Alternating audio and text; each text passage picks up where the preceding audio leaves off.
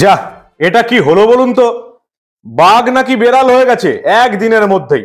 এবং সেই বাঘের চোখে যে এখন বেড়াল হয়ে গেছে, তার চোখে নাকি জলও দেখা যাচ্ছে। এবং শুধু তাই নয়, সে আবার ভাতের জন্য চিৎকারও করছে, কান্নাকাটি শুরু করে দিয়েছে ভাত খাবে বলে। কি যে খবর আসছে সিবিআই হেফাজত থেকে বুঝেই উঠতে পারছি না। এতদিন নাকি সে বাঘ ছিল, বাঘ নাকি এবার ভাত খেতে চাইছে, সিবিআই ভাত দিতে পারছে না, ভাত দেয়নি, তার ডায়াবেটিসের লক্ষণ আছে বলে রুটি আর তরকারি খেতে হচ্ছে বাঘকে। সেই বাঘ নাকি বেড়াল হয়ে গেছে এমনটাই খবর পাচ্ছি।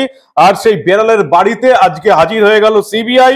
সেই সঙ্গে রেশন দুর্নীতি কাণ্ডের আরেক অভিযুক্ত শঙ্কর আড্ডের বাড়িতেও সিবিআই এসে তল্লাশি চালিয়ে গেল।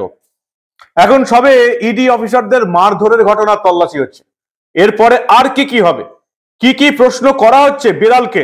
সন্দেশখালীর বেতাজ বাদশা এখন নাকি বেড়াল হয়ে গেছে। কি প্রশ্ন করা হচ্ছে?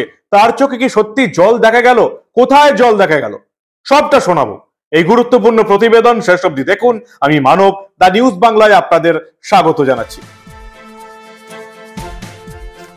আপনারা দেখেছেন গত কয়েকদিনের টালবাহানার পর গতকাল শেষ অবধি সিআইডি শেখ শাহজাহানকে জামাই আদর থেকে বের করে সিবিআই এর হাতে তুলে দিতে বাধ্য হয়েছে। রাজ্য প্রশাসন, রাজ্যের পুলিশ, মমতা বন্দ্যোপাধ্যায় সরকার, মমতা বন্দ্যোপাধ্যায় নিজে শেখ শাহজাহানকে নিজেদের কাছে রাখার চেষ্টা করেও ব্যর্থ হয়েছে। কলকাতা হাইকোর্টের রায় মানেনি মমতা বন্দ্যোপাধ্যায় সরকার, সুপ্রিম কোর্টের রায় মানেনি মমতা বন্দ্যোপাধ্যায় সরকার। শেষ অবধি আবার তারা এসছে হাইকোর্টের ডিভিশন বেঞ্চে, সেখান থেকে পরিষ্কার বলে দেবার পর, কন্টেম্প্ট অফ কোর্ট হবার পর শেষ অবধি বাধ্য হয়ে সিআইডি শেখ শাহজাহানকে সিবিআই এর হাতে তুলে দিয়েছে। এবং তখনই নাকি তার চোখে জল দেখা গেছে। শেখ শাহজাহান ভাবতেই পারেনি যে মমতা বন্দ্যোপাধ্যায়ের পুলিশ যা কথা দিয়ে তাকে গ্রেফতার করেছিল যে তুই আমাদের কাছেই থাকবি, সেই কথা তারা রাখতে পারবে না। ইডি সিবিআই যে এভাবে হাইকোর্ট এবং সুপ্রিম কোর্টে চলে যাবে এবং কলকাতা পুলিশের কাছে তার থাকা হবে না, সেটা যখনই বুঝতে পারলো শেখ শাহজাহান, তখনই নাকি তার চোখে জল দেখা গেল, এমনটাই সিবিআই অফিসাররা বলছেন। এবং আজকে সকালে সে তার পছন্দ মতো নাকি ভাত, ঘি, আলু সেদ্ধ খেতে চেয়েছিল। মামার বাড়ির আবদার, যেটা সে পেয়ে আসছিল সিআইডি অফিসে বসে। ভবানী ভবনে বসে তো এমন আবদারই চলছিল, বিরিয়ানি, ভাত, ঘি, মাটন এসবই চলছিল। কিন্তু এটা তো আর মমতা বন্দ্যোপাধ্যায়ের সিআইডি নয় যে জামাই আদর করে রাখবে তৃণমূলের সম্পদ শেখ শাহজাহানকে। এটা তো সিবিআই এর নিজাম প্যালেস, যেখানে এক সময় গ্রেপ্তার হয়ে ছিলেন অনুব্রত মণ্ডল, জ্যোতিপ্রিয় মল্লিক, এই সমস্ত বাঘা বাঘা তৃণমূলের নেতারা। তারা যে শেখ শাহজাহানকে কিরকম ট্রিটমেন্ট করবে সেটা আপনারা ভালো করেই জানেন। তাই আজকে ভাত, ঘি, আলু সেদ্ধ খেতে চাইলো, তার বদলে পেলো কি রুটি আর তরকারি। তখন শেখ শাহজাহান বুঝতে পারলো সে আর সিআইডি তে মমতা বন্দ্যোপাধ্যায়ের হেফাজতে জামাই আদরে নেই, সে এখন সিবিআই হেফাজতে চলে এসেছে। আপাতত রুটি এবং তরকারি খেয়েছে। এবং সবচেয়ে যেটা বড় খবর, আজকে কিন্তু ইডি আধিকারিকদের উপর যে মারধর করা হয়েছিল, সেই মারধরের তদন্ত করতে প্রথমে শেখ শাহজাহানের বাড়িতে, তারপর শঙ্কর আড্ডর বাড়িতে। কারণ আমরা জানি যে এই যে সন্দেশখালী যে মডেল, সন্দেশখালীতে যেভাবে ইডি আধিকারিকদের মারধর করা হয়েছিল, এই শঙ্কর আড্ডের বাড়িতে বনগাঁতে সেখানেও ইডি অফিসারদের উপর হামলা চালানোর চেষ্টা হয়েছিল যখন রেশন দুর্নীতিকাণ্ডে ইডি অফিসাররা সেখানে তল্লাশি চালাতে গিয়েছিল। তাই শঙ্কর আড্ডের বাড়িতেও আজকে ইডি অফিসাররা, সিবিআই অফিসাররা যান তদন্ত করতে। তারপরে শেখ শাহজাহানের বাড়িতেও তারা গিয়েছিলেন আজকে তদন্ত করতে। এবং শেখ শাহজাহানের জন্য প্রায় 250টা প্রশ্নমালা তৈরি করা হয়েছে। এতদিন ছিলেন সিআইডি হেফাজতে, কেউ কোনো প্রশ্নই করেনি, আরাম করে এসি রুমে ফ্যান চালিয়ে বসেছিলেন শেখ শাহজাহান। সিআইডি তাদেরকে নিজেদের হেফাজতে নিয়েছিল প্রশ্ন করে তদন্ত করার জন্য। কিন্তু আমাদের কাছে যেটা খবর, সিআইডি অফিসাররা ওই দু একবার ঘুরে পেয়ে কোনো রকম একটা দুটো প্রশ্ন করার পর কোনো প্রশ্নই করতে চায়নি। কি করে প্রশ্ন করবে? নবান্নের 14 তলা থেকে নির্দেশ আসেনি। আর সিআইডি তো জানে যে নবান্নের 14 তলার যিনি মেন আধিকারিক, সেই মমতা বন্দ্যোপাধ্যায় রাজ্যের মুখ্যমন্ত্রী, তিনি হাত রেখেছেন শেখ শাহজাহানের কাঁধে বিধানসভায় দাঁড়িয়ে রাজ্যের মুখ্যমন্ত্রী হিসাবে। সিআইডির শিরদাঁড়ার জোর আছে, মুখ্যমন্ত্রী যার পাশে আছেন তাকে প্রশ্ন করবে। কিন্তু এখন তিনি সিবিআই এর হেফাজতে। সিবিআই হেফাজতে আপাতত সন্দেশখালীর বাঘ নাকি বেড়াল হয়ে গেছে, কান্নাকাটি করছে ভাত খাবে বলে। তাকে 250 প্রশ্নের একটা প্রশ্নমালা তৈরি করা হয়েছে।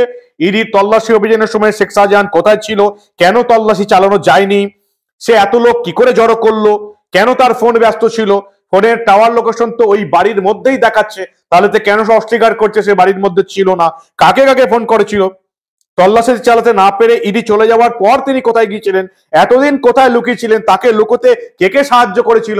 আপাতত যেটা জানতে পেরেছি, তিনি কোনো প্রশ্নের উত্তর দেননি। সবে তো শুরু, সবে শুরু। এটা ইডি আধিকারিকদের উপর হামলার ঘটনার তদন্ত হচ্ছে, কিন্তু মমতা বন্দ্যোপাধ্যায় যে জন্য তাকে গার্ড করতে চাইছিলেন, তার পাশে দাঁড়িয়েছিলেন।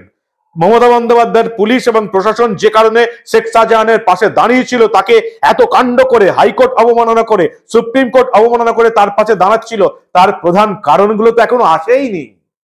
কলকাতা হাইকোর্টের বিচারপতি টি.এস. শিবজ্ঞানম বলেছিলেন শেখ শাহজাহানের আইনজীবীকে, আপাতত 10-12 বছরের জন্য লড়াই করার প্রস্তুতি শুরু করুন এবং 4-5 জন জুনিয়র রাখুন।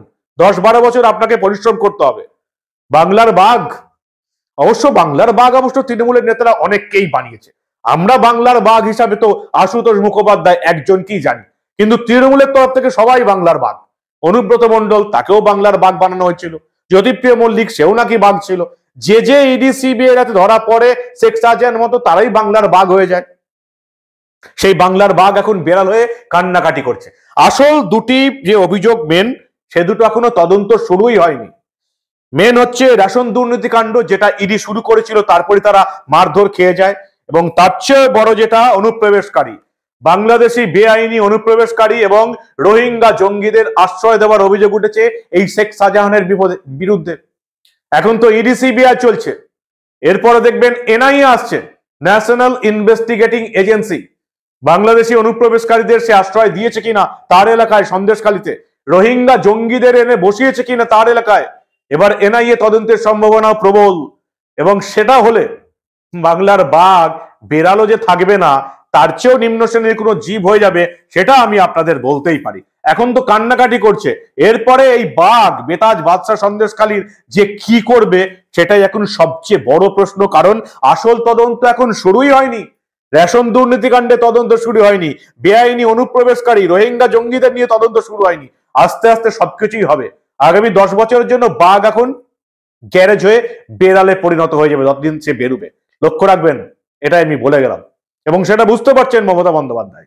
এবং সেজন্যই পুলিশ এবং প্রশাসন দিয়ে এই শেখ শাহজাহানের পাশে দাঁড়াবার এরকম আকুল আরতি।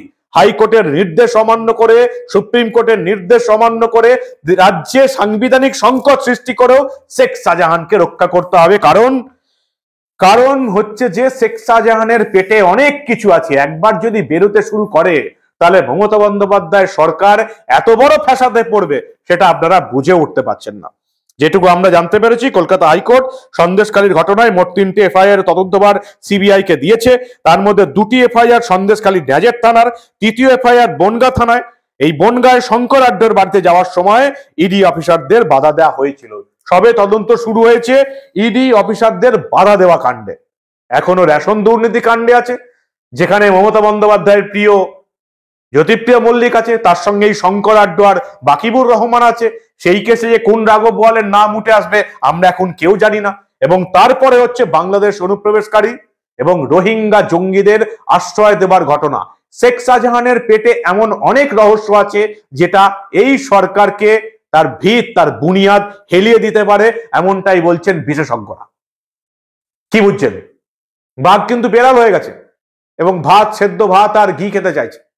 আর ইডি তাকে দিচ্ছে, সিবিআই তাকে দিচ্ছে রুটি আর তরকারি। ভেবেছিল আজীবন সিআইডি মমতা বন্দ্যোপাধ্যায়ের কলকাতা পুলিশের হাতেই থেকে যাব, সেটা হয়নি। তাই সিবিআই যখন তাকে গাড়িতে তুলছিল, সে সময় তার চোখে জল দেখা গিয়েছিল। মমতা বন্দ্যোপাধ্যায়ের পুলিশ তাকে যে আশ্বাস দিয়ে গ্রেপ্তার করিয়েছিল, সেই আশ্বাস তারা রাখতে পারেনি। পিসি বেইমানি করে দিয়েছে বাদশার সঙ্গে।